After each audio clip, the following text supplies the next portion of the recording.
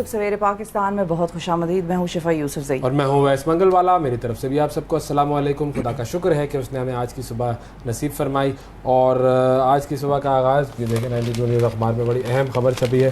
कल इतवार का दिन था, छुट्टी के दिन काम करने की जो एक रिवायत है हमारे मुल्क में, ये बड़ी अच्छी रिवायत है कि एक तो होता है ना सुस्त कौमें जो काम ही नहीं करती, जिनके लिए छुट्टी अहमियत की हामिल होती है और जो हर थोड़े दिन बाद कोई ना कोई छुट्टी ले आते हैं। लेकिन हमारी जो कौम है, हमारी कौम की मेहनत आपको मैं बताऊं, कल इतवार के दिन कौमी असम्बली जो फाइनेंस बिल यानी जो वफाकी बजट है वो कल इजलास करके मंजूर हुआ है। तो इसका मतलब ये है कि हमारी हुकूमत मुल्क और कौम की तरक्की के लिए कोशां है और छुट्टी के दिन भी काम कर रही है। तो बजट में फाइनेंस के जो बिल्स हैं उनके इजलासों में यही होता है, वैसे कोई पहली दफ़ा नहीं हुई। लेकिन इतवार को हुआ ना, हाँ इतवार को भी होता है, गुड, बिल्कुल, क्योंकि लगातार उस पर डिबेट चलनी होती है। कितने घंटों का वो होता है, एक ड्यूरेशन होता है कि इतने घंटों में ये इस पर डिबेट होनी है। अब वो अलग बात है कि उस पर डिबेट इस दफ़ा तो हुई कोई नहीं, सब उसकी तारीफों के पुल बांध रहे थे। लेकिन एनीवे वो जो है वो एक खास एक मुद्दत होती है, उस मुद्दत में उसको डिबेट करना होता है ऐवान में। और उसमें फिर जाहिर है जुम्मा का दिन भी आता है, इतवार का दिन भी आता है, ब्रेक्स अलबत्ता लेते हैं, लेकिन घंटों लंबे लंबे इजलास चलते हैं। पिछली मरतबा तो 12-12 घंटों के इजलास जो थे वो चले थे। और फिर स्पीकर जो है वो चेंज होते रहते हैं, क्योंकि जाहिर है कोई इतना लंबा टाइम बैठ नहीं सकता, तो वो जो है सिलसिला ये चलता रहता है। तो ये जो हुआ है इसमें आप देखें कितनी पॉजिटिव बात है। हाँ, आपने अपने लिए क्या इसमें पैगाम अखज़ किया, क्या आपके लिए इस बिल में क्या क्या है? 3 पैगाम मुझे मिले, 3 अहम पैगामात बजट में मिले हैं मुझे। सबसे पहले तो ये कि 2 लाख और ज़ायद तनख्वाह पर फिक्स इनकम टैक्स भी आयद कर दिया गया है, 2.5% बढ़ा दिया गया है टैक्स जी। ठीक है, मुबारक हो। तो इस हवाले से तमाम कौम को मुबारक हो, जो 2 लाख सला कमा रहे हैं वो टैक्स देंगे मज़ीद। फिर उसके अलावा पुराने पंखों बल्बों पर 20% टैक्स लिया जाएगा। 2000 सीसी से पुराने पंखों बल्बों पर जी किससे लिया जाएगा? आवाम ने लगाए हुए ना। नहीं तो हर घर में थोड़ी जाएंगे कि आपका बल्ब पुराना है। कोई साइंटिफिक चिपें लगी हुई होंगी भाई पंखों में, आपको पता ही नहीं आपके पंखे में चिप लगी हुई है। यहाँ पे इंसानों की आमदनी नहीं पता करा सकते कि ये कितनी है, तो लोगों के घरों में घुस के उनके बल्ब देखेंगे क्या? हाँ अच्छा, अब बजट इजलास जो है वो 59 आवर्स जारी रहा है, 59 घंटे जारी रहा।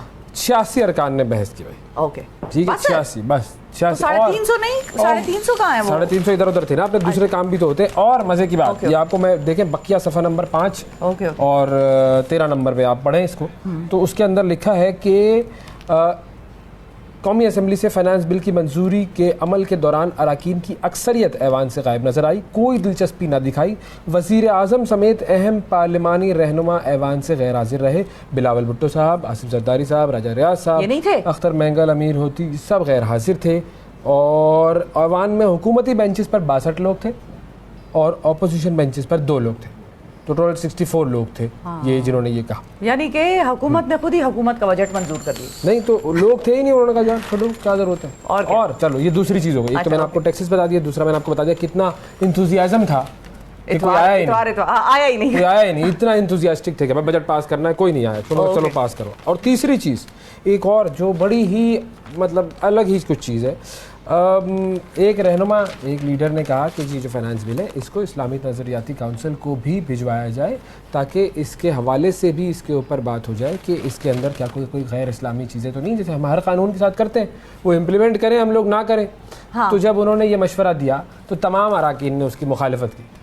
अच्छा, वजह छोड़, बस ज़रूरत नहीं है, क्या ज़रूरत है इस्लामी चीज़ें चेक करें हम लोग, छोड़ो रहने दो भाई, कर लो बस। तो ये भी है, वो चित्राली साहब ने गालिबन कहा था कि इसको इस्लामी नज़रियाती काउंसिल ने भेजा जाए, और फिर उसके बाद सब ने मना कर दिया। मौलाना अब्दुल अकबर चित्राली की जानिब से पेश की गई थी दरख्वास्त थी, आई थिंक, लेकिन है कोई और नाम है। बहरहाल हुआ यही है कि इस्लामी नज़रियाती काउंसिल को भेजने का जो प्रपोजल था वो रिजेक्ट हो गया।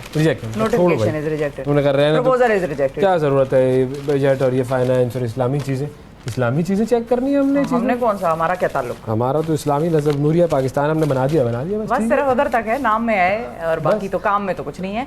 लेकिन चलें जी, अच्छा तो अब आप इससे फ़ायदा अखज़ कीजिएगा। इस फाइनेंस बिल से? फायदे हुए ना, और ना इस्लामी का पता, ना लोगों का पता, बस टैक्सों का पता। हाँ, टैक्सों का पता, बिल्कुल। उसके बाद हमारा आता पता ही नहीं होगा। तो बस नाज़रीन, ये आज की हमारी ज़रा काम की बात थी जो बहुत ही अहमियत की हामिल थी। देख लें, आज से पहले हमने काम की बातें जितनी की वो सब एक तरफ, और ये फाइनेंस बिल की इंफॉर्मेशन ये सारी एक तरफ। तो आपको अब लेकर चलते हैं, हम दिखाते हैं कि दुनिया भर में क्या हो रहा है। 60 सेकेंड्स में देखते हैं क्या हो रहा है। मनासिक हज का आगाज़ आज से होगा। आज़मीन हज आज नमाज ज़ोहर से पहले मिना पहुँचेंगे। मिना में आज़मीन के लिए खैमों की बस्तियाँ बसा दी गईं। आज़मीन रात मिना में ही क़याम करेंगे। नाअहली की सज़ा 5 साल तक करने का बिल मंजूर। नवाज शरीफ और जहांगीर तरीन के इलेक्शन लड़ने की राह हमवार। नवाज शरीफ की दुबई में अहम मुलाकातें।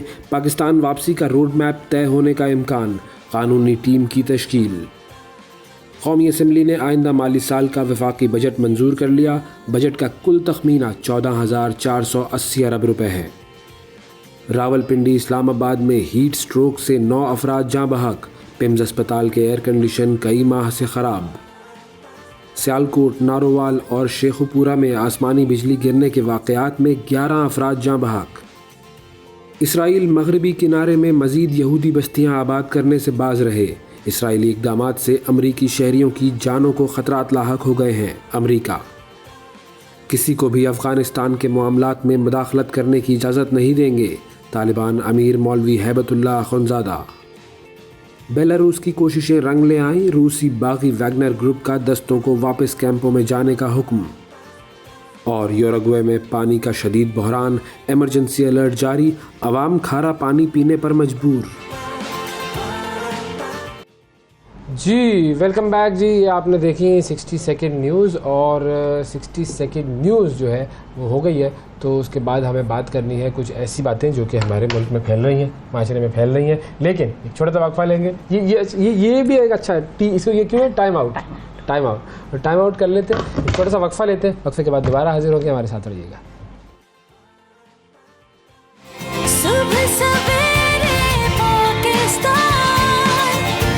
सवेरे पाकिस्तान, सुबह सवेरे पाकिस्तान। वेलकम बैक जी, वेलकम बैक। प्रोग्राम में एक मरतबा फिर खुशामदीद, बल्कि मैंने तीसरी मरतबा ये आपको वेलकम बैक किया है, एक ही सांस में, एक ही जुमले में। शदीद वेलकम बैक कर रहे हैं आज आप। लोगों को एहसास हो कि हम उनका कितना इंतजार करते हैं। पूरा वीकेंड गुजर गया। दरअसल करते क्यों है? क्योंकि हमने खबरें सुनानी होती है, बिल्कुल खबरें सुनानी होती हैं। और एक खबर तो कल से ऐसी गर्दिश कर रही है कि जिसकी कोई इंतहा नहीं है। पहले उसने गर्दिश करना शुरू किया कि और खबर ये थी कि सदर मुमलिकत जो है एक बड़ा ऑन्ट्राज लेके जा रहे हैं और सरकारी खर्चे पे जा रहे हैं हज पर, और अच्छा खासा उनका प्रोटोकॉल है और अच्छे खासे उन्होंने खानदान के अपने लोग जो हैं वो लेकर जा रहे हैं सरकारी खर्चे पर। फिर इसकी तरदीद आई, और इसकी तरदीद पहले भी आ चुकी थी, लेकिन अब चूंकि कल वो रवाना हुए तो दोबारा उन जो रूमर्स कहते हैं, रूमर मिल्स जो हैं वो एक्टिव हो गई। तो अब आपको ज़रा हम हतमी जो आदाद शुमार है वो बता दें कि भाई कौन जा रहा है सदर साहब के साथ और कैसे जा रहे हैं। सदर मुमलिकत आरिफ अलवी फरीज़ा हज अदा करने के लिए रवाना हुए। तो बहुत सारी खबरें ज़ाहिर है गर्दिश की हैं। एक खबर के मुताबिक उनके साथ ख़ानदान के 52 अफराद भी मतलब गए हैं, जिनमें उनकी अहलिया, बहू, बेटियां, पोते, नवासे, मजीद रिश्तेदार शामिल हैं। दूसरी खबर के मुताबिक वो सरकारी अखराजात पर हज कर रहे हैं। तो ताहम अब इन खबरों की तरदीद सामने आ गई है, जिसके मुताबिक सदर साहब के सिक्योरिटी अमले समेत कुल 12 अफराद उनके साथ हज पर जा रहे हैं। सदर आरिफ अलवी और उनके अहल खाना हज के अखराजात अपनी जेब से अदा कर रहे हैं और सरकारी खजाने से एक पैसा भी उनके हज पर खर्च नहीं हो रहा। तो ये जो है ये फाइनल कन्फर्मेशन आई है, और ये सदर साहब के जो प्रेसिडेंसी में अमला मौजूद है उनकी तरफ से ये खबर ट्वीट की गई, और बाकायदा तौर पे जो गलत खबरें थी उनकी तरदीद की गई। सदर साहब किसी किस्म का कोई बोझ सरकारी खजाने पर नहीं डाल रहे अपने हज का। अब ये हमारे यहाँ पर ना रूमर मिल्स फैलाने वाले वैसे तो बहुत ही लोग हैं, हर चीज़ के बारे में रूमर्स आ जाती हैं। कभी आप देखते हैं ना किसी के इंतकाल की रूमर आ गई, कभी आप देखते हैं बहुत ज्यादा जी बिल्कुल। तो इस तरह से महमूद असलम साहब की आई थी अभी रिसेंट, तो वो थी मेरा ख्याल है। बिल्कुल। और अब चूंकि सोशल मीडिया इतना ज़्यादा फैल चुका है कि आप कोई भी खबर, अगर कोई गलत खबर भी आप डाल देंगे तो वो उसके बाद वो रीट्वीट होना शुरू होगी, शेयर होना शुरू होगी और लोगों में फैल जाएगी, और लोग बगैर कंफर्मेशन के शेयर करेंगे। जैसे वो मैसेज आता था ना पहले कि ये मैसेज आ गया, अब आप इसको फॉरवर्ड करें तो जन्नत में घर पाएं, एक कनाल का प्लॉट जन्नत में, और इस तरह के और मैसेज आते थे। मैसेज पे किसी ने खबर फैला दी, अब लोग उसको बगैर तस्दीक किए फॉरवर्ड कर रहे हैं। उसके अंदर कोई इस्लामी बात भी हो सकती है, कोई जो है वो कोई दुनियावी बात भी हो सकती है, लेकिन खुदारा दोबारा तस्दीक कर लें। खुदा का वास्ता है तस्दीक करें चीज़ों की, उसके बाद आगे फैलाएं, क्योंकि अगर आपने तस्दीक नहीं की और आपने किसी शख्स की किरदार कुशी की तो इसका जो वबाल है वो आप पर भी आएगा, ये बात तय है। अच्छा, एक तो सदर मुमलिकत साहब हज पर गए, उसके अलावा और कौन कौन हज कर रहे हैं? आज मिना पहुंचेंगे तमाम आज़मीन हज, और कुछ और पाकिस्तानी सियासतदान जो हैं उनके लिए तो बड़ा ऐलान ख़ास किया है डार साहब ने, बड़ा ख़ास फ़्लाइट निकाली है मतलब हाँ बिल्कुल सरकारी फ़्लाइट पे वो इसी किस्म का है सिलसिला है, मुझे नहीं पता। हाँ नहीं बिल्कुल ऐसा ही है। अच्छा चले, तो अच्छी बात है, उनको फैसिलिटेट किया हुकूमत ने, जाओ भाई सरकारी फ़्लाइट पे जाओ। बहरहाल कौन कौन जा रहा है सदर मुमलिकत के अलावा, और कौन कौन लोग हैं जो कि हज करने इस मरतबा गए हैं, तो ये हम आपको बता देते हैं। वज़ीर दाखिला राना सनाउल्लाह साहब वो अपने अहल खाना के साथ सऊदी अरब रवाना हुए हैं। साबिक़ वज़ीर आज़म नवाज़ शरीफ और मरियम नवाज़ साहिबा वो भी हज करेंगे। इसके अलावा आरिफ अलवी साहब का तो हमने बता दिया। फिर सेनेटर तलहा महमूद जो वफाकी वज़ीर बराए मज़हबी उमूर हैं वो मदीना मुनव्वरा में मौजूद हैं, वो भी हज के लिए ज़ाहिर आज पहुँचेंगे मिना। फिर वज़ीर ख़ज़ाना इसहाक़ डार साहब ने जो अरकान असम्बली के लिए हज की खुसूसी फ़्लाइट का बंदोबस्त किया, ये शिफा ने जो बताया है हमें, और इसके हवाले से इम्कान ये है कि कई अरकान ने इस सहूलत से फ़ायदा उठाया है। तो ये लोग हैं जो कि हज पे गए हैं। खिलाड़ी बहुत सारे हज पे मौजूद हैं, बाबर हैं, रिजवान हैं, इफ्तिखार हैं गालिबन, तो ये सब हज कर रहे हैं। अच्छी बात है, करना चाहिए हज। बस एक चीज़ जहन में याद रखिएगा, कल मैं ये सोचा मैंने कि पहले मैं ट्वीट करूं, फिर मैंने कहा छोड़ो प्रोग्राम में कह दूंगी कि एक चीज़ याद रखिए कि जो हज आप पर फ़र्ज हुआ है ना, चाहे मुझ पर, अवैस पर, पार्लियामेंटेरियंस भी ज़ाहिर है मुसलमान ही है, पार्लियामेंटेरियंस पर और दीगर जो हाँ, तो इन सब पर जो हज फ़र्ज हुआ है ना, वो फ़र्ज हज तब होता है जब आपकी इस्तिताअत हो अपनी कि आप हज कर सकें। ज़हन में रखिएगा कि जो भी वो जो फ़र्ज हज है वो आप करें तो अपनी जेब से करें, उसका मेरा ख्याल है आपको फ़ायदा ज़्यादा होगा। इतनी नाक़िस अमल में नाक़िस जो राय है उसमें इतनी समझ मुझे आई है कि बाकी जो अवैस के पैसे लेके हज कर लिया मैंने, या फलां के पैसे लेके हज कर लिया, या सरकारी खर्च पे हज कर लिया, तो वो मामला जो है वो ज़रा शायद मुनासिब ना हो। हाँ, मतलब वो नफली हज होगा या जो भी होगा, इस पर हम किसी से उलमा कराम से पूछ लेंगे बिल्कुल।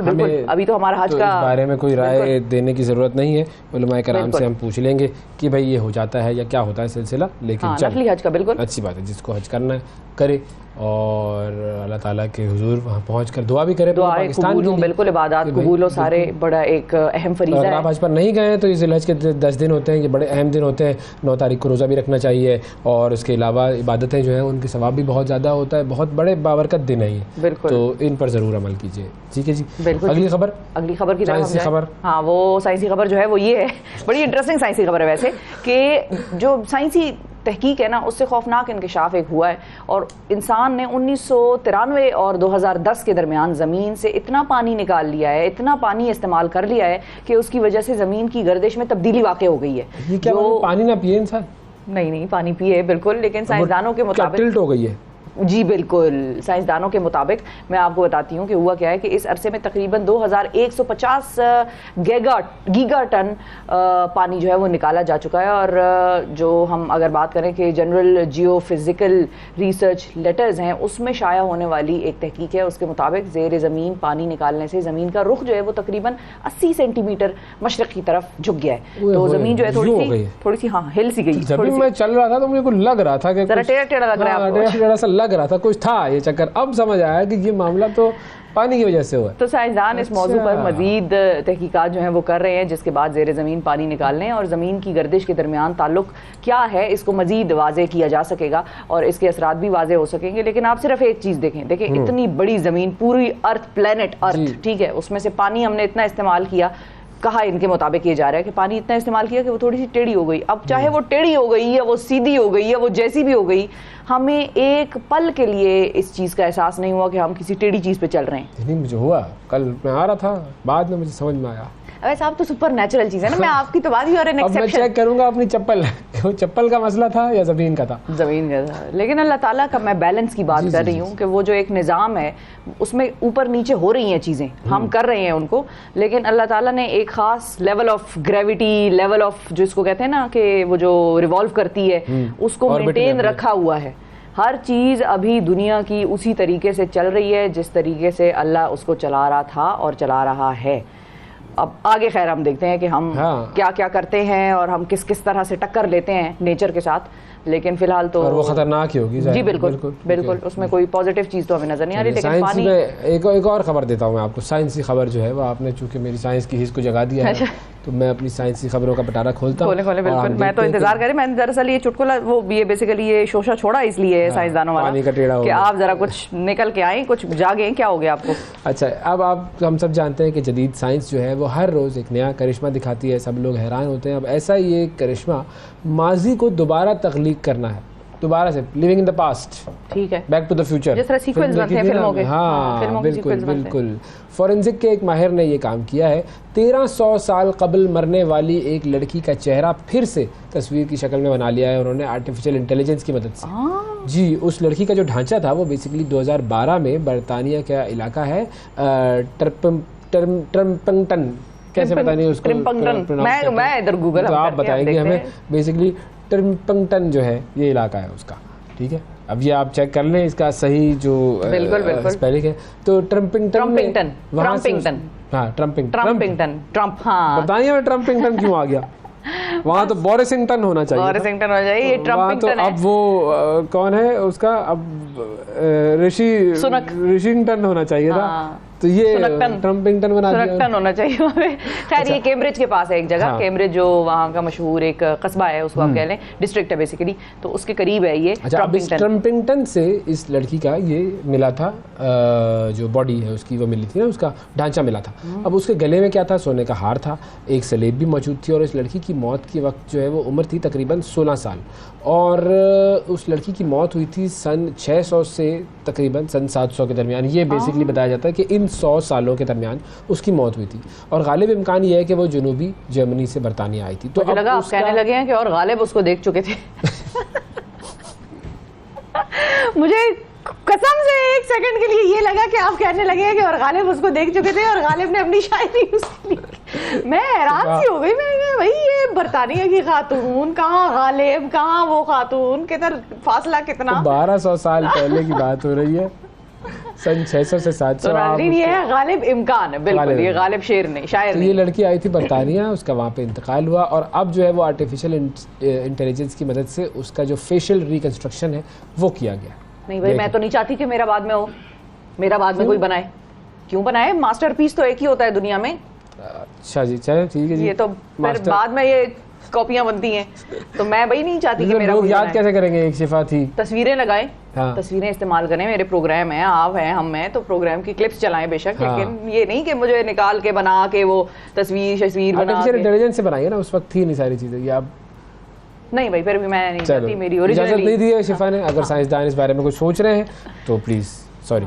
अच्छा जी, टेक्नोलॉजी की और खबरें भी दे सकते हैं हम आपको, एक और दे सकते हैं। बरतानिया के कई शॉपिंग मॉल्स ऐसे हैं जिसमें अब ट्रॉलियां ऐसी रखी गई हैं जो दिल का हाल बता देती है। क्यों? ट्रॉलियों के नीचे ट्रेडमिल लगी है? ये भी मैं बताता हूँ आपको जी, चलने के लिए। लिवरपूल है एक इलाका, ओके बिल्कुल है, बिल्कुल है। लिवरपूल का जो इलाका है वहाँ के मकामी स्टोर्स में रखी गई ये ट्रॉलियां हैं, उसमें सेंसर लगाए हुए, और ये सेंसर जो है वो बेसिकली खरीदार के दिल की धड़कन पर नजर रखते हैं ताकि उन्हें दिल के दौरों से बचाया जा सके। अब ये शॉपिंग करने में दिल का दौरा आएगा इसको, वो उधर तो सबसे ज्यादा आ सकता है, पैसा निकल रहा है ना जेब से। चलो, तो उन्होंने सेंसर लगा दिए। 2 महीने के दौरान इन ट्रॉलियों ने 2000 खरीदारों में से 39 के दिल की एक खास बीमारी की निशानदेही की है, और इस बीमारी के जो हामिल अफराद होते हैं उनके दिल की धड़कन अचानक तेज हो जाती है और उन्हें फालिज और दिल के दौरे समेत कई पेचीदगियों में मुब्तला कर सकती है। तो ये सेंसर बता देता है। उसने आपने हाथ पकड़ा होता है ना, यूं जो ट्रॉली ले जा रहे होते हैं, उसमें सेंसर लगा हुआ है। अब वो सेंसर बता देगा, हेलो ओएस प्लीज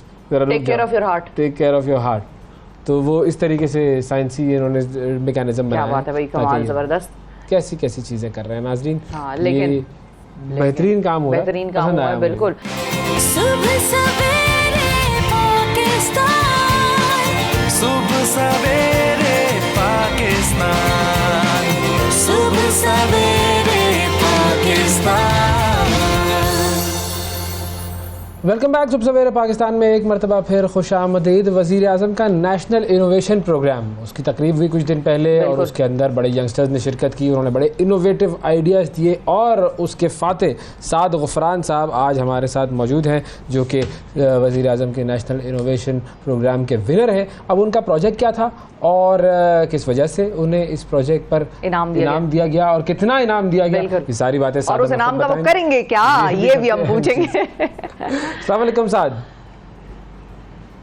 वालेकुम अस्सलाम, कैसे हैं आप?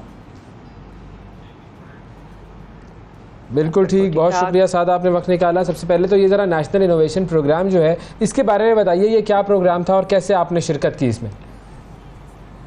Thank you so much for having me. First of all, जो नेशनल इनोवेशन अवार्ड था वो प्राइम मिनिस्टर का एक इनिशिएटिव था कि जो यंग स्टार्टअप्स आ रहे हैं उनको एक फंडिंग दी जाए ताकि वो एक आगे जाके ग्लोबल स्टार्टअप्स के अंदर और यूनिकॉर्न्स बनाने में कामयाब हो सके। So I was among the winners of the national innovation award और my project is about tech education.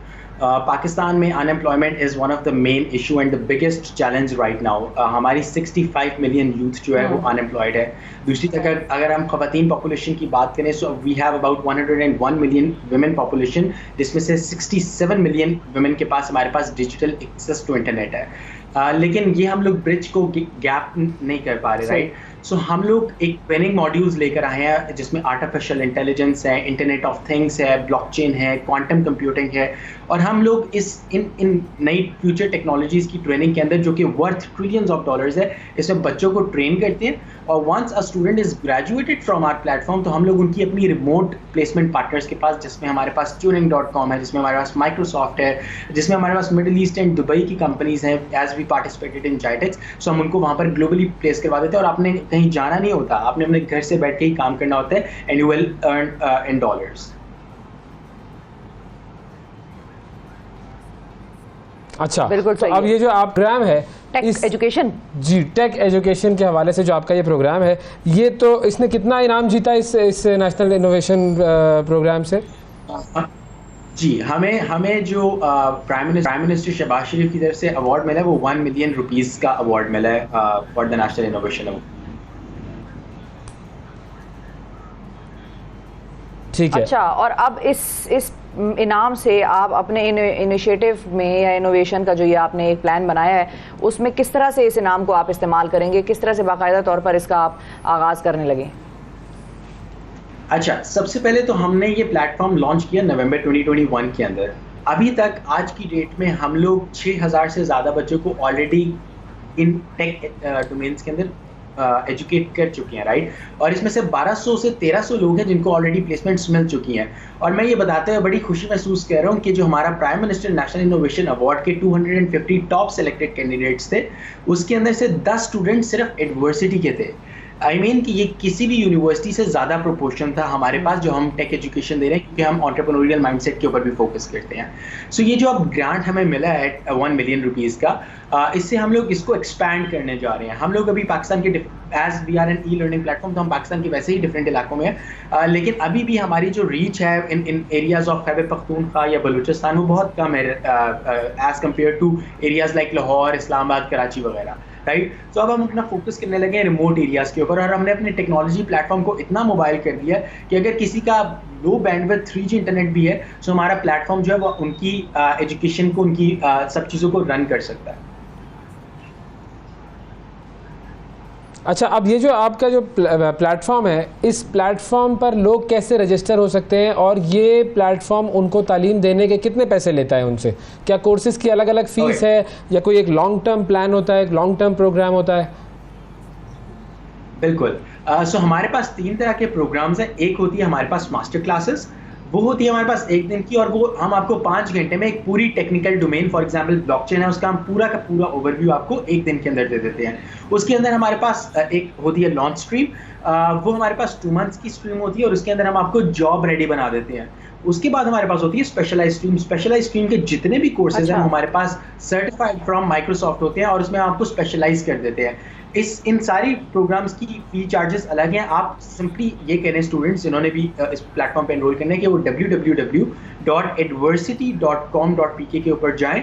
उधर लिस्ट ऑफ कोर्सेज अवेलेबल है, artificial intelligence, blockchain, Web3, cloud native computing, MERN stack development. वहाँ जाएं, अपने course को enrol करें। और अभी हमने एक बड़ा अच्छा एक जल्दी से प्रोग्राम के लिए किया है कि 92 न्यूज़ का अगर आप प्रोमो कोड लगाएंगे और अवैस मंगल वाला या शफा यूसुफजई की आप प्रोमो कोड यूज़ करेंगे तो आपको 10% डिस्काउंट भी मिल जाएगा आपके कोर्सेज के ऊपर, राइट। सो आप अभी जाएं और अभी एनरोल कर सकते हैं। अरे क्या बात है। अच्छा, अब ये बताएं साथ कि अब मिसाल के तौर पे थोड़ी सी अगर हम एग्जांपल से आपसे समझें कि 5-6 कोर्सेज का आप हमें एग्जांपल दे दें कि वो कोर्सेज करने के बाद मैं या वैसे या कोई भी शख्स और जो कर रहा है वो मार्केट में जाएगा तो वो कौन कौन सी चीज़ें या कौन कौन से काम या किस किस किस्म की जॉब्स करने के लिए केपेबल हो जाएगा। हाँ, और उसको कितनी सैलरी मिल रही होगी और किस एज के लिए, ताकि ज़रा उस टर्म्स में हम बात करें ताकि लोगों को भी समझ में आए ज़्यादा बेहतर। अच्छा, मैं आपको अपने एक स्टूडेंट की एग्जांपल देता हूँ। हमारे पास एक स्टूडेंट थे, उन्होंने ओ लेवल्स किया हुआ था, right, and now he was heading towards A levels, ठीक है। उन्होंने क्या किया कि उन्होंने हमारे पास सॉफ्टवेयर डेवलपमेंट का कोर्स किया। सॉफ्टवेयर डेवलपमेंट में हम क्या कराते हैं, मर्न टेक्नोलॉजी है जिसमें वेब डेवलपमेंट, अगर मैं सैम्पल वर्ड्स में कहूँ तो वेब डेवलपमेंट और सॉफ्टवेयर डेवलपमेंट हम उसमें करते हैं। सो उस बच्चे ने वो हमारे पास 5 महीने का कोर्स किया और जब वो बच्चा अभी निकला है सो वो Turing.com जो कि एक ग्लोबल HR प्लेसमेंट कंपनी है, silicon valley based US company के साथ काम कर रहा है। और उसकी तनख्वाह जो है, जिसकी मैं बात करूँ महीने की तनख्वाह, और वो घर बैठ के लाहौर में बैठा होता है, वो उसकी तनख्वाह $5,500 है और वो कहीं कुछ नहीं करता। उसके पास एक हफ्ते में 3 छुट्टियाँ आती हैं, वो सिर्फ 8 घंटे अपनी जॉब करता है और वो $5,500 का रेवेन्यू जनरेट करता है मंथली बेसिस के ऊपर while sitting at his home. उसने हमारे पास से क्या किया, सॉफ्टवेयर डेवलपमेंट। और हम यही रिकमेंड करते हैं। मैं भी कुछ नहीं करना चाहती साथ, मैं भी बस यही करना चाहती हूँ, मैं आ रही हूँ। सही, 1 कोर्स एट टाइम करें, आप सीखें और फिर उसके बाद आप 5 घंटे का है, 5 महीने का है। अच्छा, मैक्सिमम लॉन्गेस्ट कोर्स आप लोगों का कितने अरसे का है और शॉर्टेस्ट कितने अरसे का है, ये भी जरा बता दें ताकि लोगों को अंदाजा हो जाए कितना टाइम वो दे सकते हैं। हमारे पास जी लॉन्गेस्ट कोर्स जो होता है वो हमारे पास 5 मंथ्स का होता है और इसमें हमें आपकी weekly commitment of 7 hours required होती है फॉर एंटायर जर्नी, राइट। तो ये लॉन्गेस्ट कोर्स है हमारा 5 मंथ्स का। उसके बाद अगर हम आ जाते हैं तो वो 2 मंथ्स के होते हैं और उसमें हमें आपकी वीकली कमिटमेंट ऑफ 10 आवर्स चाहिए होती है। और उसके बाद हमारे पास मास्टर क्लासेस है, वो एक जेनेरिक ओवरव्यू के लिए होती है और वो 1 दिन की होती है। सही, मिनिमम एज क्राइटेरिया या मिनिमम क्वालिफिकेशन क्या चाहिए होती है? मास्टर क्लासेस और लॉन्च स्ट्रीम के लिए हमारी मिनिमम क्वालिफिकेशन 8th क्लास है ताकि एक बच्चा समझ सके जो टेक्नोलॉजी की एडवांसमेंट हो रही है और जितनी हम टेक्नोलॉजी की इस बात करेंगे तो वो उसको ग्रैब कर सके उन कॉन्सेप्ट्स को। तो उसके लिए हमारे पास 8th क्लास और जो हमारे पास बाकी प्रोग्राम्स है, स्पेशलाइज्ड प्रोग्राम्स, एंटरप्रेन्योरियल प्रोग्राम्स, उसके लिए हम रिक्वायर करते हैं कि एटलीस्ट एक बच्चे ने मैट्रिक किया हो। सही है। फाइनली आखिर में मुख्तसरन ये भी बताइएगा कि वज़ीर आज़म साहब को आपके इस प्रोग्राम में क्या चीज़ पसंद आई? ओके, सो वज़ीर आज़म को जो सबसे ज़्यादा बात पसंद आई वो ये आई कि हम लोग बाहर को अपनी सर्विसेज बेच के, दुनिया भर में अपनी सर्विसेज बेच के उनकी रेमिटेंसेस अपने पाकिस्तान में लेकर आ रहे हैं। और पाकिस्तान को अभी तक इस इकोनॉमिक क्राइसिस में सबसे ज़्यादा इसी चीज़ की ज़रूरत है। सो हमारे बच्चे जो बाहर की दुनिया में काम करते हैं वो डॉलर्स पाकिस्तान में लेकर आ रहे हैं और जो कि प्राइम मिनिस्टर साहब के और हमारे गोल्स अलाइंड थे। तो ये चीज़ प्राइम मिनिस्टर साहब को बहुत पसंद आई मेरे ख्याल में। इसके अलावा भी कुछ हो सकता है और इसकी वजह से उन्होंने हमें अवार्ड दिया। ठीक है भाई, साथ साहब आप बेसिकली ये कह रहे हैं कि आप और वजीर आजम साहब एक पेज पर थे, तो अल्लाह ताला आप लोगों को एक पेज पर ही रखे और हमारी कौम को भी टेक्नोलॉजी के पेज पर लेकर आए ताकि वो टेक्नोलॉजी की मदद से हम पाकिस्तान का जो फाइनेंशियल स्ट्रक्चर है, जो फाइनेंस का जो इकोनॉमिक स्ट्रक्चर है पाकिस्तान बेहतर हो जाए, वो बेहतर कर सके। बहुत शुक्रिया अदा करेंगे साथ गफरान सिद्दीकी, हमारे साथ नेशनल इनोवेशन प्रोग्राम के अवार्ड विनर, 10 लाख रुपए जीते, उन्होंने टेक्नोलॉजी का प्लेटफॉर्म बनाया है। बिल्कुल, कभी कभी मैं भी सोचता हूँ टेक्नोलॉजी में ही रहता, आप तो बस मेरे घर में भी दौलत का दरिया बहता। बिल्कुल। वक्फे की तरफ बढ़ते हैं नाजरीन। वक्फे के बाद जब वापस आएंगे तो मजीद बात करते हैं। Stay with us. सुबह सवेरे पाकिस्तान, सुबह सवेरे पाकिस्तान, सुबह सवेरे पाकिस्तान। वेलकम बैक जी, सुबह सवेरे पाकिस्तान में एक मरतबा फिर खुशामदीद। शाहिद घुमन साहब हमारे साथ मौजूद हैं रूस से और उनसे हम बात करते हैं रूस में जो एक बगावत का खतरा था वो टल गया। Wagner group. जी अस्सलाम वालेकुम शाहिद घुमन साहब, आपको आवाज़ आ रही है सर? वालेकुम सलाम। जी मैं दोबारा अर्ज करूं कि मामला कुछ बहुत जी हुए। अच्छा, सर आप बताइए, आप हमें जुम्मा के तफसील रोज- बता हाँ। रहे थे। जी मामला कुछ जी, हुआ जी, कि आज से 3 दिन बिल्कुल। पहले जुमा के रोज यवगेनी प्रिगोजिन ने अपने टेलीग्राम चैनल पर कुछ वीडियो पैगाम जारी किए, जिसमें उसका कहना था कि रूसी वजारत दिफा के यूनिटों ने मुबैना तौर पर पीएमसी कैंप पर रॉकेट फायर किए हैं, जिसमें मुबैना तौर पर उसके जंगजू मारे गए हैं। प्रिगोजिन ने रूसी वजीर दिफा सरगई शाइगो और रूसी चीफ जनरल स्टाफ के सरबराह पर जंगी जराइम का इल्जाम आयद किया, जबकि रूसी वजारत दिफा ने फौरी तौर पर इस इत्तला की तरदीद कर दी। प्रिगोजिन की प्रेस सर्विस की तरफ से शाया होने वाले कैंप की वीडियो से ये भी वाजे नहीं है कि रॉकेट हमले हुए हैं या नहीं। अगली सुबह यानी हफ्ता के दिन प्रिगोजिन ने ऐलान किया कि वैगनर के 25,000 जंगजू ये जानने के लिए मॉस्को की तरफ पेशकदमी कर रहे हैं कि उनके साथ ऐसा क्यों किया गया। प्रिगोजिन और उसके ग्रुप ने मॉस्को से तकरीबन 1100 किलोमीटर दूर रूस के शहर रास्तोव-ना-दोन में रूस के जनूबी मिलिट्री डिस्ट्रिक्ट हेडक्वार्टर और शहर के मरकज में कई इंतजामी इमारतों पर कब्जा कर लिया। ग्रुप का एक हिस्सा रास्तोव-ना-दोन में रहा और बाकी ने मॉस्को की जानब पेशकदमी शुरू कर दी। सूरत हाल इस कदर बढ़ गई कि रूसी सदर व्लादिमीर पुतिन ने टेलीविजन पर हंगामी खिताब किया। सदर पुतिन ने वैगनर पीएमसी के इकदाम को मुल्क और लोगों की पीठ में छुरा घोंपने के मुतरादिफ करार दिया। पुतिन ने जंगजुओं पर जोर दिया कि वो अपना जहन बदल लें और मुसल्लह अफवाज को हुक्म दिया कि वो मुसल्लह बगावत को मुनज़्ज़म करने वालों को कुचल दें। रूस की एफएसबी एजेंसी ने सूरत हाल की संगीनी और रूसी फेडरेशन में तसादम के बढ़ने के खतरे के पेश नज़र यवगेनी प्रिगोजिन की जानब से मुसल्लह बगावत की कॉल पर फौजदारी मुकदमा कायम कर दिया, जिसकी रूसी कानून में सजा 20 साल है, और मॉस्को समेत रूस के मुख्तलिफ शहरों में हाई अलर्ट जारी कर दिया। सही है। तो अब जब ये बताएं कि अब जो पुतिन है इनका सदर, ये करेगा क्या इस वैगनर ग्रुप के साथ? ये जो लोग हैं तो ये जिन्होंने तय हो गया बगावत ना की कि है, वैगनर साहब को बेलारूस भिजवा देंगे। हाँ। और बाकियों के खिलाफ कोई मुकदमा नहीं होगा। तो क्या यही तय हो गया और वो बेलारूस कब जाएंगे? ये है डील। सदर पुतिन के खिताब के बाद बेलारूस के सदर अलेक्जेंडर लुकाशेंको ने वैगनर के सरबराह प्रिगोजिन के साथ मुज़ाकरात शुरू कर दिए। ये मुज़ाकरात दिन भर जारी रहे, ये हफ्ते के दिन की बात है। और वैगनर ग्रुप की मॉस्को की जानब पेशकदमी भी जारी थी, क्योंकि सदर पुतिन ने इस मुसल्लह बगावत को कुचलने का भी ऐलान किया था, इसलिए तसादम का खतरा था और यकीनन प्रिगोजिन और उसके साथियों को जिंदगी से हाथ धोना पड़ सकते थे। इसलिए बेलारूसी सदर ने इसका दरमियानी रास्ता निकाला और आखिरकार ये मुज़ाकरात कामयाब हुए और यवगेनी प्रिगोजिन ने बेलारूस के सदर अलेक्जेंडर लुकाशेंको की रूस में वैगनर कंपनी के मुसल्लह अफराद की नकलो हरकत को रोकने और कशीदगी को कम करने के लिए मजीद इक़दाम करने की तजवीज़ को कबूल कर लिया और मॉस्को की जानब पेशकदमी को रोक दिया। इन मुज़ाकरात के बाद प्रिगोजिन ने एक ऑडियो पैगाम जारी किया, जिसमें उसका कहना था कि उनकी फोर्सेज मॉस्को से सिर्फ 200 किलोमीटर के फासले पर हैं, लेकिन उन्हें वापस जाने का हुक्म दे दिया गया है। हम अपने फौजी दस्तों का रुख मोड़कर प्लान के मुताबिक फील्ड कैंपों में जा रहे हैं। उन्होंने अपने फौजी दस्तों को अड्डों पर वापस जाने की हिदायत जारी की, जिसके बाद वैगनर जंगजू कैंपों में वापस जाना शुरू हो गए। इसके बाद बेलारूसी सदर लुकाशेंको ने भी अच्छा ये बताएं, जिंदगी वहां पर मामूल पर आ गई है लोगों की? जी लोगों की जिंदगियां जो है वो मामूल के मुताबिक चल रही हैं, या कोई छुट्टी किसी जगह पर जाने का की ममानियत इसके सब मामला चल रहे हैं? चलूं कि जब ये सारा 2 दिन मामला चला तो रशिया में जो ज्यादातर 70% अवाम जो है ना उसको पता ही नहीं था कि क्या हो रहा है, क्योंकि रशियन मीडिया में भी इसको इतना उछाला नहीं गया और लोग अपने कारोबारी जिंदगी में मामूल रहे। छुट्टी भी थी, लोग घरों में रहे और ऐसा कोई इशू नहीं था कि लोग परेशान हुए, कोई मामला नहीं था। कारोबारी जिंदगी अब भी मामूल पे हैं लोग। आखिरी चीज एक बता दें हमें सदर पुतिन पे शाहिद साहब कि ये अमेरिका को पहले से कैसे पता था? क्योंकि कुछ खबरें ये भी आ रही है कि वैगनर को मुख्तलिफ जो ऐसे ग्रुप्स हैं जो कि अमेरिका मुखालिफ हैं उनकी हिमायत हासिल थी। सदर पुतिन ने अपने खिताब में ये खदशा जाहिर किया था कि इस वैगनर ग्रुप को मगरबी हमायत भी हासिल हो सकती है।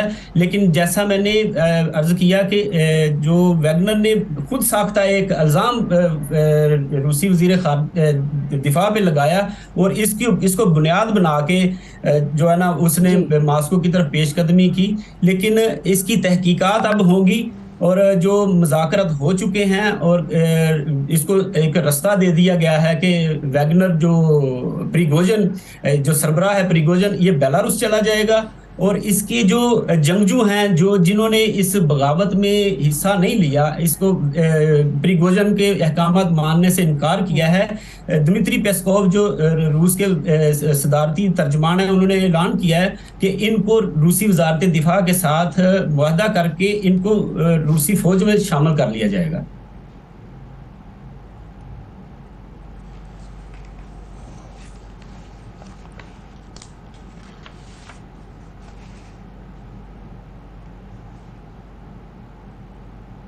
बिल्कुल ठीक है जी, बहुत शुक्रिया अदा करेंगे जी। हमारे साथ शायद गुमन साहब मौजूद थे और हमें रूस की सूरत हाल से आगाह कर रहे थे। और देखें ये तनाज़ा 2 दिन में हुआ और खत्म हो गया, निपट गया, बंदा जो है बेलारूस पहुंच जाएगा। चलें जी, बहुत शुक्रिया। चलो जान उसकी बच गई, वरना ऐसा लगता नहीं था कि रूस के हालात अगर आप देखें रूस में तर्ज हुकूमत या तर्ज हुक्मरानी अगर आप मद्देनजर रखें तो वो किसी को जिंदा छोड़, वो तो बिल्कुल वही वाली सूरत हाल है कि चीन में जिस तरह गोली से उड़ाने का है तो उधर भी इस किस्म के मामलात बड़े सख्ती से पेश। जो हमारी जान पर बनी है उसका भी कुछ बता दें। हमारी जान पर इस तरह से बनी है कि अब हालांकि बारिशों का सिलसिला शुरू हो गया है, मौसम में कदरे बेहतरी आ गई है, लेकिन पेशावर और दीगर जो हमारे शहर हैं इस्लामाबाद, लाहौर, कराची, इसमें 12-12 से 18-18 घंटे की लोड शेडिंग जो है वो चल रही है और शदीद लोड शेडिंग चल रही है, शदीद तरीन लोड शेडिंग चल रही है, शदीद लोड शेडिंग चल रही है बिल्कुल। और इस हवाले से हमारे साथ सबसे पहले कराची और पेशावर से हमें हमारे नुमाइंदे ज्वाइन कर रहे हैं। पेशावर से हमारे साथ जीशान काका खेल हैं। अस्सलाम वालेकुम जीशान, बहुत शुक्रिया आपने वक्त निकाला।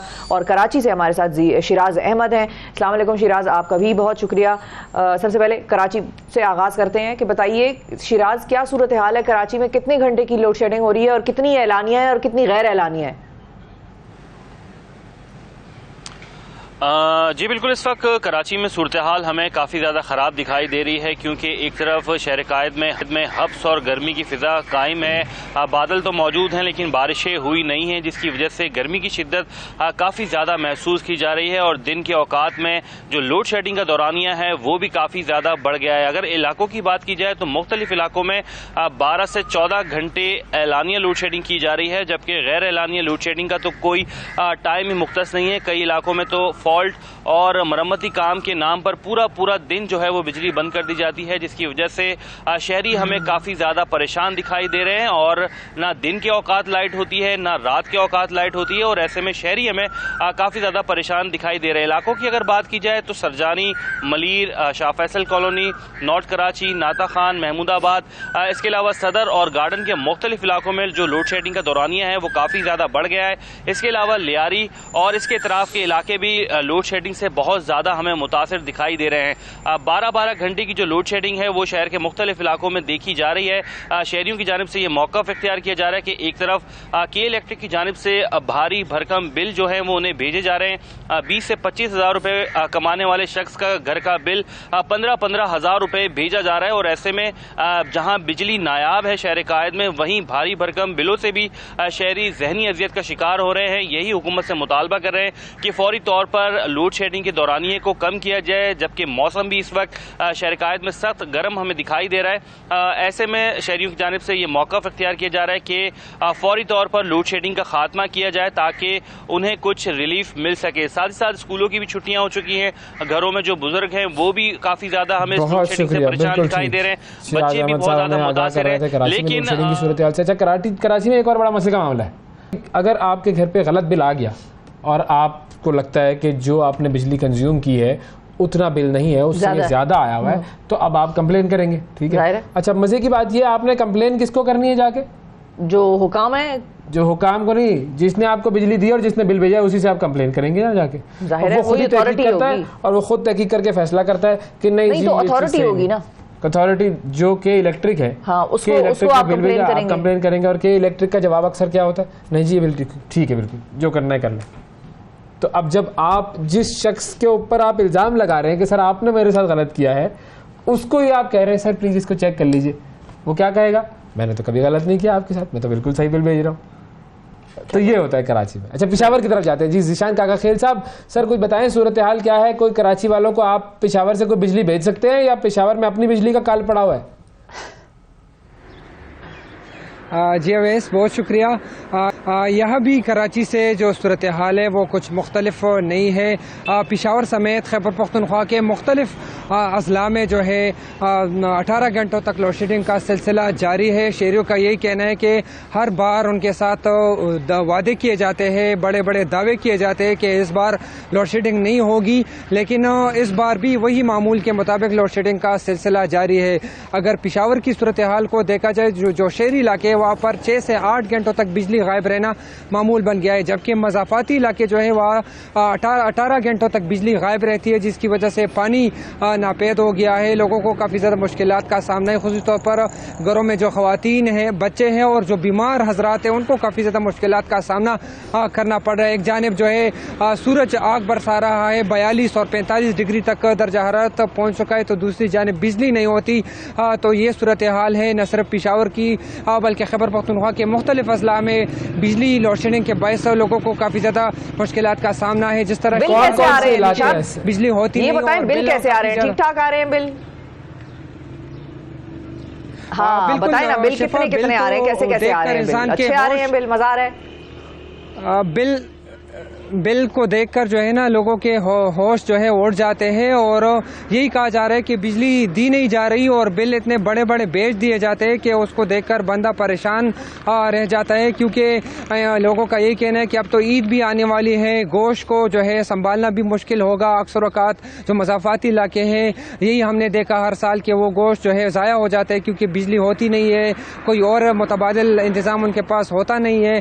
तो शिफा और अवैस, मैं आपको बताऊँ कि जो पेशावर मज़ाफ़ाती इलाके हैं वहाँ के लोग काफ़ी ज़्यादा मुश्किलात का सामना है। आए रोज़ एहतिजाज करने पर मजबूर है। क्वार्ट रोड का इलाका हो गया, दलजाक रोड, अब तो हयाताबाद जो पोश इलाका है, टाउन हो गया, यहाँ पर भी 8 घंटों तक बिजली गायब रहती है। यहाँ पर जो रिकवरी है वो 100% है, लेकिन इसके बावजूद भी बिजली लोड शेडिंग की जा रही है और ऐसे वक्त में जाती है कि इंतहाई सख्त ज़रूरत बिजली की होती है। दोपहर के वक्त जब लोग गर्मी से परेशान, ज़रूरत के वक्त बिजली चली जाती है। ज़रूरत तो खैर बिजली की हर वक्त होती है, कुछ ऐसे होते हैं जिसमें ज़्यादा ज़रूरत होती है भाई जी, लेकिन बिल देख के लोग बिल बिला रहे हैं, और देखते हैं अब शहर इक़्तिदार में क्या सूरत हाल है। साजिद शेख साहब हमारे साथ मौजूद हैं इस्लामाबाद से। अस्सलाम वालेकुम।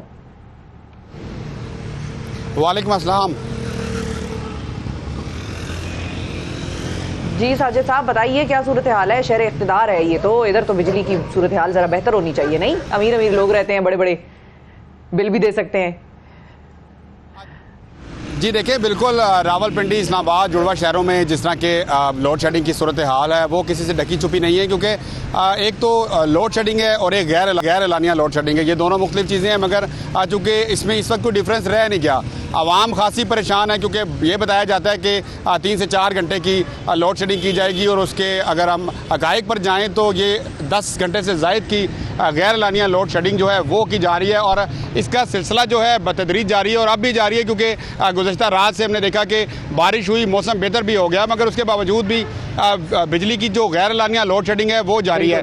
दूसरी जानिब एक चीज़ जो हम ख़ास तौर पर नोटिस कर रहे हैं वो ये है कि भारी भरकम जो बिल आ रहे हैं उससे आवाम बहुत ज़्यादा परेशान है। उनका कहना यह है कि एक तरफ तो बिजली होती ही नहीं है और दूसरी जानिब जो बिल है वो नॉर्मल रेंज का जो बिल है 15,000 से 20,000 के दरमियान आता है और अगर इससे थोड़ा सा ज़्यादा हो तो 30,000 से ज़्यादा का भी बिल आता है। और ये सूरत हाल जो है ओवरऑल चल रही है और ना सिर्फ शहरी परेशान है बल्कि ताजर तबका आपने देखा वो भी बहुत ज़्यादा मुतासर हुआ है। ताजरों का भी यही कहना है कि ईद सर पर है और किस तरह से काम किया जाएगा, कारोबार किस तरह होगा, उनको कुछ समझ नहीं आ रही कि वो किस तरह अपने ग्राहकों को डील करेंगे, क्या सूरत हाल होगी। दूसरी जानिब एक वो जो तवानाई बुरहान के नाम पर 8 बजे का एक तलवार उनके ऊपर लटका दी गई है कि 8 बजे दुकानें बंद कर दी जाएंगी 1 जुलाई से, तो वो भी एक खासा मुश्किल उनके लिए सूरत हाल बनी हुई है, उसके ऊपर भी सोच रहे हैं। एक चीज़ ये सामने आ रही है कि जो एक तो गैर एलानिया लोड शेडिंग है, एलानिया लोड शेडिंग है और फिर उसके बाद एक चीज़ और इसके अलावा भी है जिसको शहरियों को सफ़र करना पड़ रहा है और वो है जो टेक्निकल जो प्रॉब्लम्स आ रही हैं, टेक्निकल प्रॉब्लम्स के बाद जो लाइट जाती है वो पूरा दिन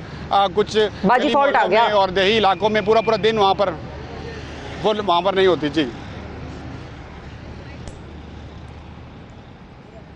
बिल्कुल सही, बिल्कुल बाजी फॉल्ट आ गया। ये आजकल एक और नया सिलसिला भी इन्होंने शुरू किया है। एक तो जाती है बिजली 1 घंटे के लिए पूरी, या 1.5 घंटा 2 घंटे जितनी भी उसका दौरानिया होता है जिस इलाके में, एक है पूरी वो घंटे के लिए वो गायब होगी। उसके बाद जब आएगी भी तो एक फेज उसका आ रहा होगा, दूसरा नहीं आ रहा होगा, तो आप बेसिकली इस्तेमाल कुछ भी नहीं कर सकते, आप कर कुछ भी नहीं सकते, क्योंकि एक बटन जलाएंगे तो वो बिजली फड़फड़ाएगी, बत्ती फड़फड़ाएगी, तो आपको बंद ही करना है। पंखा जो है या चलेगा या रुकेगा, आना ना आना बराबर है उसका आना ना आना बराबर है, फेज में आती है फेज में चली जाती है। तो ये भी सूरत हाल है, और इस तरह से फिर वो 3-4 घंटे आराम से गुजर जाते हैं। तो साजिद साहब बड़ा आपने सही हमें बताया डिटेल में। और एक बात बता दूं, आपकी ये पर्पल कलर की शर्ट बड़ी अच्छी लग रही थी। बिल्कुल से मैंने कहा चलो अब कोई और बात भी इनसे कर लीजिए। बिल्कुल थैंक यू।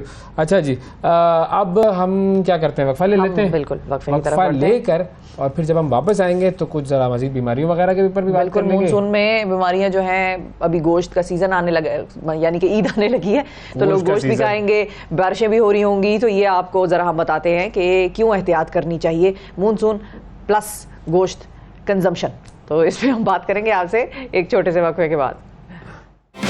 सुबह सवेरे पाकिस्तान, सुबह सवेरे पाकिस्तान, सुबह सवेरे पाकिस्तान।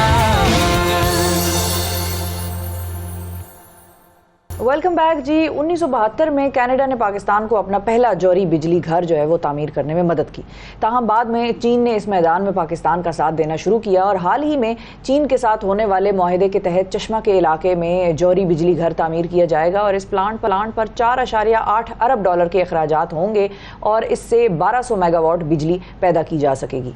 पाकिस्तान में ये 7वां जौहरी बिजली घर होगा, और इससे कबल चीन ने कराची में 2 जौहरी बिजली घर तामीर करने में हमारी मदद दी थी। दोनों 1100 मेगावाट बिजली पैदा करने की सलाहियत रखते हैं।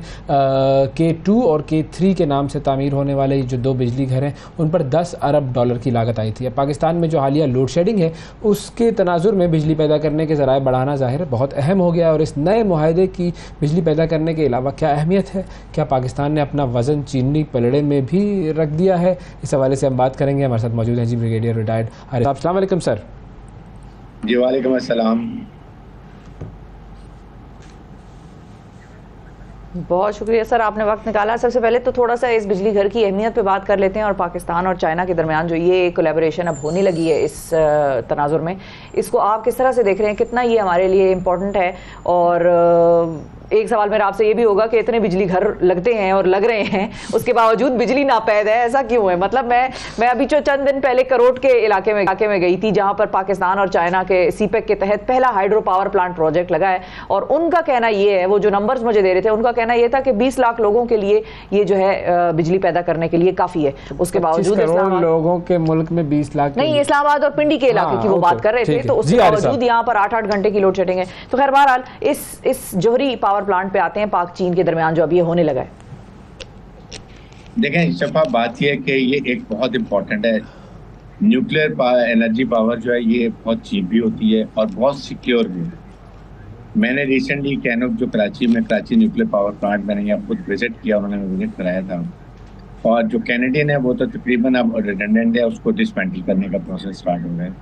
और उसके बाद जो यह जहाँ पर K2 और K3 दोनों चाइनीज लगाए हैं, बहुत ही अच्छे फूल प्रूफ। और नंबर 3 सबसे बड़ी है कि इसमें जो इसका मिट्टी फ्यूल होता है वो चाइना से 1-2 साल के रिजर्व यहाँ पड़ा होता है। मीन्स कभी कोई क्राइसिस हो जाए, कोई प्रॉब्लम हो जाए, यहाँ ये न्यूक्लियर पावर प्लांट शट नहीं हो सकता। ये इसकी क्वालिटी है।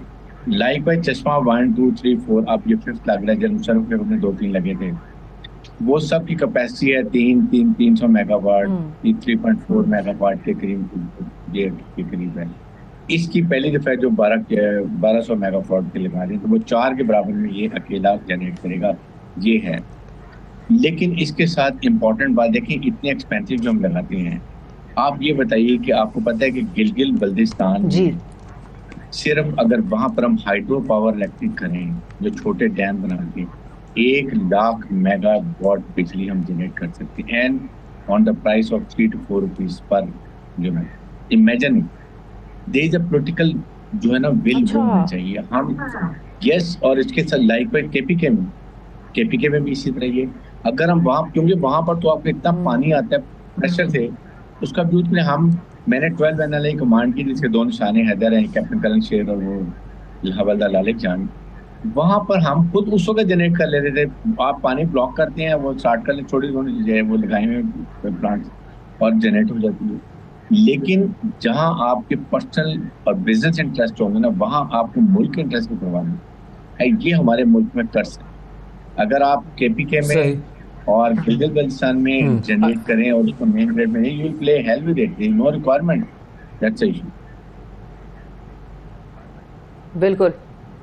अच्छा, अब सर ये जो हमारा मुआहदा हुआ है न्यूक्लियर पावर प्लांट का, इसके ऊपर बाकी जो हमारे यूं कहिए वो ममालिक जो के एतराज़ात करते हैं हमारे और चीन के रिलेशन के ऊपर, जैसे अभी कुछ दिन पहले अमेरिका और इंडिया ने एक मरतबा फिर बयान दिया कि जी पाकिस्तान दहशतगर्दियाँ बंद कराएं, तो ये जो ममालिक हैं ये इसमें रखने डालने की कोशिश तो नहीं करेंगे और उनको कोई एतराज़ात तो नहीं होंगे?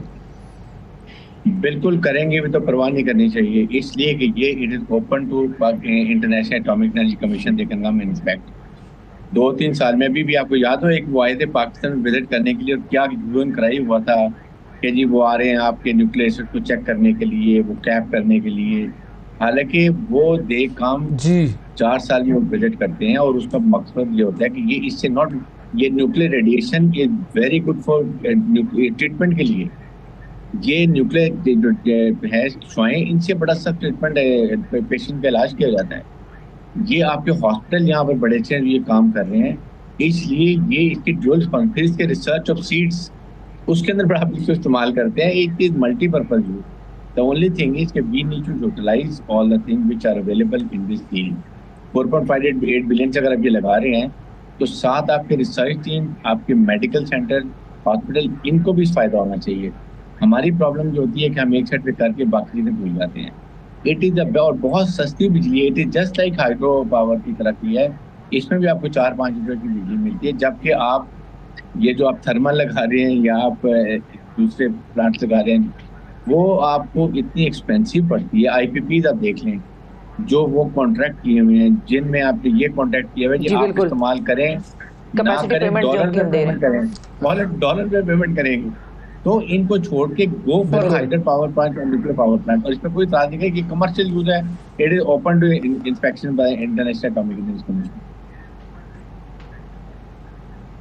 सही है। अच्छा सर, इसमें एक चीज मैं सिर्फ पूछना चाह रहा हूँ कि हम इस वक्त ये जो छठा हमारा जब प्लांट बना था 2 साल पहले न्यूक्लियर पावर प्लांट जो, तो उस वक्त हम जो थे प्रोड्यूस कर रहे थे 1600 मेगावाट। अब इससे 1200 का यूं कह लीजिए कि एडिशन हो जाएगा, हम 2800 पे पहुंच जाएंगे, 2800 मेगावाट प्रोड्यूस करेंगे। ये इतना कम या इतने छोटे छोटे क्यों नहीं है? हम इससे ज़्यादा बड़े प्लांट्स की तरफ क्यों नहीं जा सकते? क्योंकि हमारी नीड तो जाहिर है बहुत ज़्यादा है। देखिए उसमें एक्सपेंसिव भी, अभी कनाडा में जो है इस वक्त वर्ल्ड में नंबर 2 पावर प्लांट है जो 6.9 मेगावाट बिजली जनरेट करता है। और उसके अलावा जब जापान में सबसे बड़ा है जो 7,665 वो जनरेट करता है। लेकिन उसके लिए नेशनल यूनिक मोर रेवेन्यू आपको चाहिए, फंड चाहिए, और सेकंड आपकी विल होनी चाहिए। मैं बार बार कहता हूँ इसके अलावा जो एक्सपेंसिव जा रहे हैं, KPK can be self sufficient in generating hydro power electricity.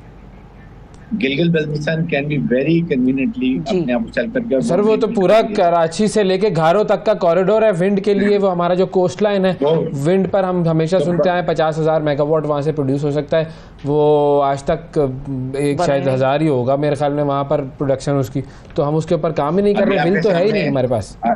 आपके सामने PMLN ने ये जो साहिवाल में पावर प्लांट थर्मल लगाया, आप मुझे बताइए तो कैस का कोल का भाई, कोल में एक तो आपके साथ एक आप कोल की बिल्कुल एनर्जी है उसकी प्रॉब्लम करते हैं। आप क्यों लगा रहे हैं? आप क्यों नहीं केपीके से लेते बिजली वहां लगाएंगे? ये हाइडल तरबेला मंगला लगे हुए हैं, अगर ये बिकॉज यही मोटर से पानी आता है, इसी तरह केपीके में भी आ जाएगा।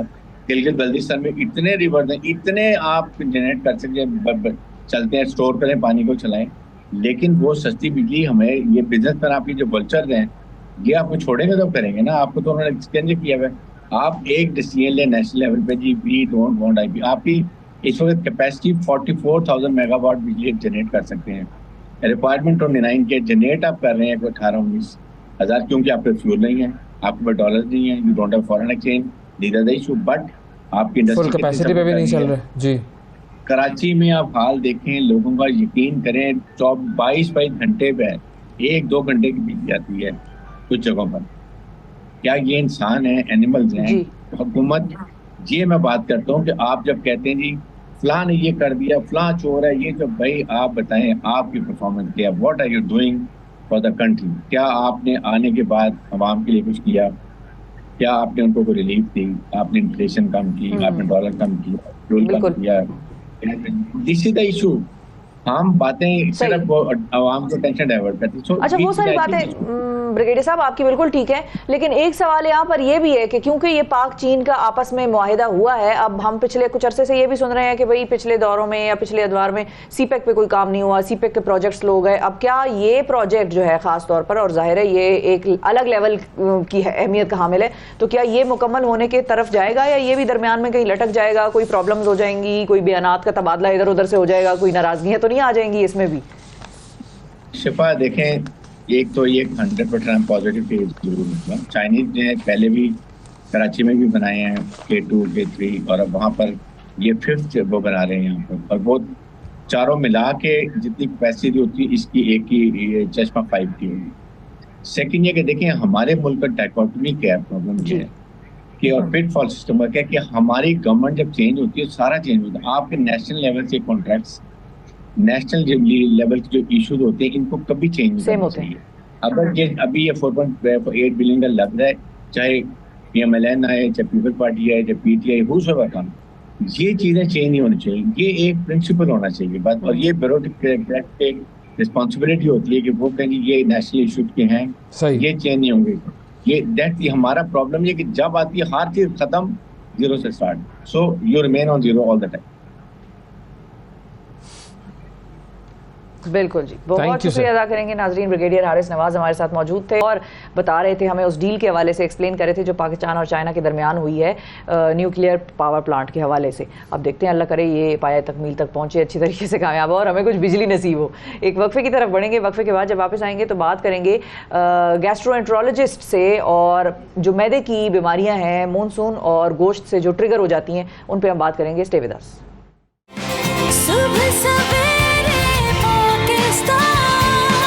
सुबह सवेरे पाकिस्तान, सुबह सवेरे पाकिस्तान। वेलकम बैक जी। ईद की आमद है और ईद पे खाते हैं हम गोश्त, और गोश्त के साथ ही आमद है बारिशों की भी। तो किस तरह से एहतियात की जाए, क्यों एहतियात से गोश्त खाना चाहिए, इस पर हम बात करेंगे, और कौन कौन सी बीमारियों से हम अगर ऐसा करेंगे तो बचा जा सकता है। डॉक्टर फजल अकबर साफ़ी साहब हमारे साथ मौजूद हैं, जो कि माहिर अमराज मैदा और जिगर हैं। अस्सलाम वालेकुम डॉक्टर साहब। वालेकुम सलाम। सर, अब क्यों गोश्त एहतियात से खाएं, खास तौर पर बारिशों में? बारिश, अच्छा, गोश्त सेहत के लिए एक अच्छी चीज़ है और प्रोटीन की एक सबसे बड़ी सोर्स है, ठीक है। और आजकल तो कुर्बानी आ रही है, तो जो गरीब लोग हैं, जो पूरा साल प्रोटीन नहीं मिलता, तो उनके लिए एक बेस्ट मौका है कि वो अपनी न्यूट्रिशनल रिक्वायरमेंट्स पूरा कर ले। लेकिन अनफॉर्चुनेटली उसमें हम जो सेहत के बुनियादी एहतियाती तदाबीर है उनको नज़रअंदाज कर देते हैं, और बजाय फ़ायदे के उल्टा हमें नुकसान हो जाता है। तो एक बुनियादी एहतियाती तदाबीर जो है वो क्या है? बुनियादी एहतियाती तदाबीर है कि सबसे पहले कि गोश्त को ज़्यादा टाइम तक स्टोर नहीं करना चाहिए, ठीक है। और सबसे बड़ी बात आजकल हम फ्रीज़र में स्टोर कर देते हैं, तो साथ में बिजली चली जाती है, वापस बिजली आ जाती है, तो जो एक मुनासिब एक टेम्परेचर जो मेंटेन रखना चाहिए गोश्त फ्रीजिंग के लिए, और साथ में जरासीम से बचाव के लिए मेंटेन नहीं रहता। सर, ये हुकूमत बिजली नहीं दे रही, इसीलिए नहीं दे रही ना कि आप लोग स्टोर ना कर सकें। ये आप लोग हुकूमत की जो पॉजिटिव चीज़ें उसको नज़रअंदाज करते हैं आप लोग। वैसे ये इस लिहाज से इनडायरेक्टली एक अच्छा है कि इसमें जो कुर्बानी का फलसफा है ना, वो ज़्यादा जी बेचारे भाई बांटते इम्प्लीमेंट हो जाएगा। आप लोग स्टोर ना करें, और जिसको बांटे उसको भी इतना ना दे कि वो स्टोर कर ले, ज़्यादा लोगों में बटे। ये है बेसिक चीज़। हुकूमत के और एहसानात भी काफ़ी ज़्यादा है, और भी काफ़ी एहसानात है जो आजकल लोगों की ज़िंदगी अजीरन हो गई है। तो कितने दिन तक वैसे स्टोर किया जा सकता है गोश्त को? वैसे जितनी भी ग़िज़ा है, एक यूनिवर्सल एक जनरलाइज उसूल ये है कि उनको फ्रेश ही जितना इस्तेमाल कर दिया जाए फ़ायदा भी ज़्यादा होता है और नुकसान का इम्कान भी कम से कम होता है। अब इस पर कोई साइंटिफिक ऐसी रिसर्च नहीं है कि इसको आप इस इधर तक सेव कर सकते हैं।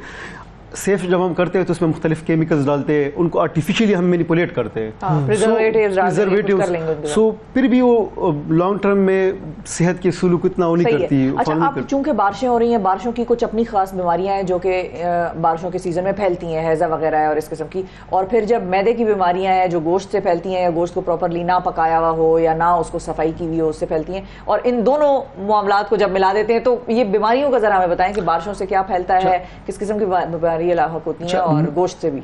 मानसून सीजन आ रहा है और साथ में गोश्त का मौसम भी आ रहा है, तो मानसून सीजन में कुछ बीमारियां ज़्यादा फैलती है, जैसे सीजनल इन्फ्लुएंजा हो गई, हिज़े की बीमारी हो गई, टाइफाइड हो गया, मलेरिया हो गया, और डेंगू भी पानी की स्टोरेज की वजह से, डायरिया। तो इसमें जो हिज़ा वगैरह है ना, ये इस वजह से फैलता है कि इसमें जो जरासीम होते हैं वो डैम्प वाटर में वो फ्लरिश कर देते हैं, वो उनकी जो ग्रोथ है वो ज़्यादा हो जाती है। तो कोई भी गंदा पानी, सबसे जो बड़ा सोर्स है जरासीम का वो दो चीज़ है, गंदा पानी है और रॉ फूड है। रॉ एंड कंटेमिनेटेड फूड, गंदा खुराक, गंदा पानी, ये सबसे जो है ना जरासीम की अफजाइश के लिए सबसे बेहतरीन उनका सोर्स है। और साथ में गंदे पानी से न सिर्फ हिज़े की बीमारी फैलती है बल्कि पीला इरकान, जिसको हम हेपेटाइटिस ए और ई कहते हैं, उनके भी फैलने का ख़तरा बहुत ज़्यादा होता है। तो सबसे पहली बात कि पानी हमें साफ़ करके पीना चाहिए, बॉयल करके पीना चाहिए, क्लोरिनेशन भी एक अच्छी वो है, क्लोरिनेशन करके पीना चाहिए। और दूसरी बात, ग़िज़ा को कोशिश कर ले कि जिस टाइम पकाया जाए उसी टाइम इख्तियार किया जाए। रीहीटिंग जो करते हैं दैट्स वो एक अच्छी चीज़ नहीं है। ख़ासकर अगर हम चावल के मामले में देखा जाए तो चावल के साथ तो एक साइंसी एक वो है, इस पर तहकीक हुई है कि इसको एक बेसिलस एक जरासीम है, जो हम रीहीटेड चावल खाते हैं ना तो उससे जरासीम की फैलाव होती है और हिज़ा काज करते हैं। तो चावल जो है उसको अगर हमने एक मरतबा पका लिया है तो फिर अगली, जैसे दोपहर में चावल पक गया वो फिर रात में दोबारा रीहीट नहीं होनी चाहिए। खासकर वो चावल जो किसी भी लिहाज से उसको इंसानी हाथ टच कर गया हो, उसको तो बिल्कुल रीहीट नहीं करना चाहिए। ये तो हमारी सारी जिंदगी का आपने तरीका ही चेंज कर दिया। तो बंदे को जिस स्टेज पर कोई बात पता चल जाती है दैट शुड बी अडॉप्टेड। अच्छा, क्योंकि चावल तो अमूमन यही होता है कि आपने एक दफ़ा पका लिए उसके बाद आप अगले दिन भी चल रहे होते हैं। चावल क्या सारे ही खाने हमारे वो लेफ्ट ओवर्स हम जिसको फ्रिज में रख देते हैं, फिर उसको गर्म करते हैं, फिर खाते हैं। लेकिन आप ये कह रहे हैं कि चावल से हैजा ज़्यादा फैलने का खतरा है। और गोश्त जाहिर है, गोश्त को पकाने के लिए ज़्यादा टेम्परेचर की रिक्वायरमेंट होती है। अक्सर हम जल्दी पका लेते हैं, पूरा इनको हीट नहीं देते, पूरा टेम्परेचर मेंटेन नहीं रखते, तो उस वजह से भी जरासीम मरते नहीं है। दूसरी बात, जो स्टोर गोश्त होता है उनमें वो जरासीम की फैलाव पहले से ही हुई होती है, तो एक डबल एक चीज़ जमा हो जाती है, डबल डेडली हो जाता है। अच्छा, हमारे साथ एक कॉलर भी है, फाद साहब है इस्लामाबाद से। अस्सलाम वालेकुम फाद साहब। अस्सलाम वालेकुम जी फाद साहब फरमाइए। सर मैं ये कह रहा हूँ कि हमारे घर जो पानी आता है उसके लिए हमने फिल्ट्रेशन प्लांट भी लगाया है, लेकिन पानी की सफाई नहीं होती, पानी इतना गंदा आता है। तो फिल्ट्रेशन प्लांट साफ किया है आपने?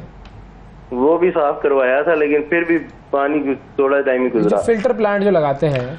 अच्छा फाज साहब, इसका हल ये है ना कि फिल्ट्रेशन प्लांट आप पहले तो अपने पानी का टेस्ट करवा ले, PCCIR से करवा ले, कहीं और मुस्तनिद जगह से करवा ले, तो आयन में बायोलॉजिकल कंटेमिनेशन है, कोई और चीज़ है कि नहीं। तो अमूमन जो टेस्ट के मुताबिक जिसमें कोई डिफेक्ट आ जाता है, फ़िल्टर भी उसी हिसाब से लिया जाता है। ठीक है। फिर पाकिस्तान में मुख्तलिफ़ किस्म के फ़िल्टर्स अवेलेबल है, सैंड फ़िल्टर भी है, एक्वा फ़िल्टर भी है। सो बेस्ट ये है कि आप टेस्ट के मुताबिक फ़िल्टर लगाए, मुस्तनद जगह से लगाए। और दूसरी बात, उनकी जो फ़िल्टर लगा हुआ है उसकी जो फ़िल्टर है तो जो उनके 90 दिन का वक्फा होता है, जो भी आप कंपनी ने आपको बताया होता है, उनको मुनासिब वक्त से वो रिप्लेस कर लिया करें। तो ये पानी का जो टेस्ट होता है PCCIR वाला, ये इसमें ये क्या बताते हैं पानी के बारे में? अच्छा, इसमें ये बताते हैं कि एक तो ये किसकी पीएच कितनी है, मतलब इनमें दूसरी बात है कि इनमें फॉरेन पार्टिकल्स जिसको हम टर्बिडिटी कहते हैं, जो पानी में एक रंग डालती है या पानी को थोड़ा सा गदला कर देती है, वो बताती है। तीसरी बात, इसमें हम बायोलॉजिकल इसको कहते हैं कि इसमें बैक्टीरिया जरासीम है कि नहीं, कोलरा वगैरह है कि नहीं।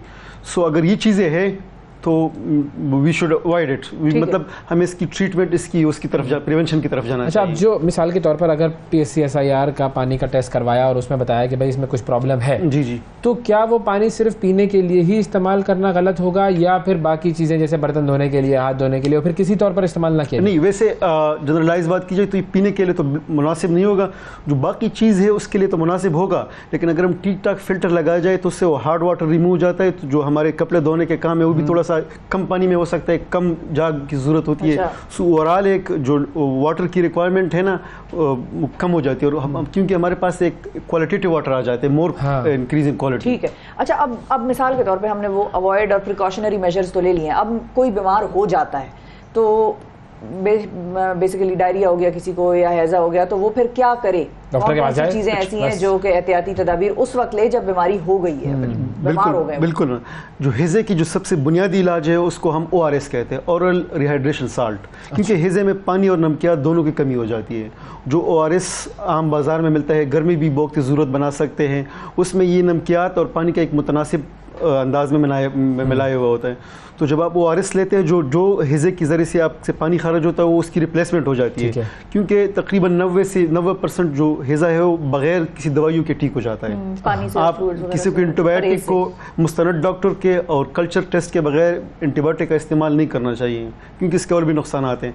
तो कोशिश कर ले कि सिर्फ ORS ले ले, उससे आपकी कमी भी ठीक हो जाती है और आप वर्सन भी नहीं होती वो चीज़। अच्छा, एक इंटरेस्टिंग चीज़ होती है, लोग कहते हैं कि दही खाओ, दही खाना मैदे के लिए अच्छा है, और जब पेट खराब हो जाता है तो कहते हैं दही मत खाओ। नहीं, असल में ये क्या है कॉन्सेप्ट? नहीं, असल में जब पेट ख़राब हो जाता है ना, इसका मतलब है कि पेट जब ख़राब हो जाते हैं, आपके पेट में नुकसानदा जरासीम का तनासिब फ़ायदेमंद जरासीम से ज़्यादा हो जाता है, बैक्टीरिया ज़्यादा हो जाता है, बैड बैक्टीरिया ज़्यादा बनते हैं। बैड बैक्टीरिया जो दही है ना, ये आप समझ ले कि नेचर की तरफ से एक बेस्ट सोर्स है कि आपके पेट में फ़ायदेमंद जरासीम बढ़ाए, फ़ायदेमंद जरासीम बढ़ाए। इसको हम दवाइयों की तरफ बढ़ा सकते हैं, लेकिन वो इतना मुस्तनद नहीं जितनी एक नेचुरल रिप्लेसमेंट है। So it's a good replacement, natural replacement. 220 रुपए किलो में दस्तयाब भी है। ज़बरदस्त। अच्छा जी, अली हैं हमारे साथ लाहौर से कॉलर। अस्सलाम वालेकुम अली। वालेकुम अस्सलाम। मेरा डॉक्टर साहब से एक छोटा सा सवाल था कि अक्सर पानी को साफ करने के लिए उसके अंदर कुछ गोलियां वगैरह या फटकरी वगैरह का इस्तेमाल किया जाता है, वो किस हद तक मुफीद है? ये गोलियां या पानी में फटकरी डालते हैं साफ करने के लिए, कुछ इस तरह की चीज़ें, ये मुफीद है? अच्छा अली साहब, मैं तो ये मशवरा दूंगा कि क्लोरीन बिल्कुल मुफीद है, लेकिन उनकी एक इस तरह नहीं होता कि आप एक बॉटल में या एक जग में कोई इस तरह की स्पेसिफिक कोई एक गोली डाल ले। इसकी एक खास मकदार होती है। पिंकी क्या होती है? पिंकी भी होता है ना कुछ? क्लोरीन। अच्छा, उसी को क्लोरीन कहते हैं। पिंकी पिंक पानी आता है भैया। तो क्लोरीन का फ़ायदा बिल्कुल है, लेकिन बजाय कि आप इधर उधर के मशवरे आप टेस्ट करवा लें पानी के, और जो पानी में टेस्ट के मुताबिक डिफेक्ट आ जाए उसी को आप फॉलो कर लें, तो उसमें आपकी जो सही बचाव है उसी से हो सकता है। क्योंकि शायद आप क्लोरिनेशन करते होंगे, लेकिन क्लोरिनेशन हर चीज़ का हल नहीं है। वो फिर PCSIR का टेस्ट जो होगा वो हमें बताएगा। बहुत शुक्रिया अदा करेंगे डॉक्टर साहब, वक्त दिया आपने। नाज़रीन, आज के प्रोग्राम में इतना ही। आपसे कल फिर मुलाकात करेंगे, उस वक्त तक के लिए इजाज़त दीजिए। अल्लाह हाफ़िज़। सुबह सवेरे पाकिस्तान, सुबह सवेरे पाकिस्तान, सुबह सवेरे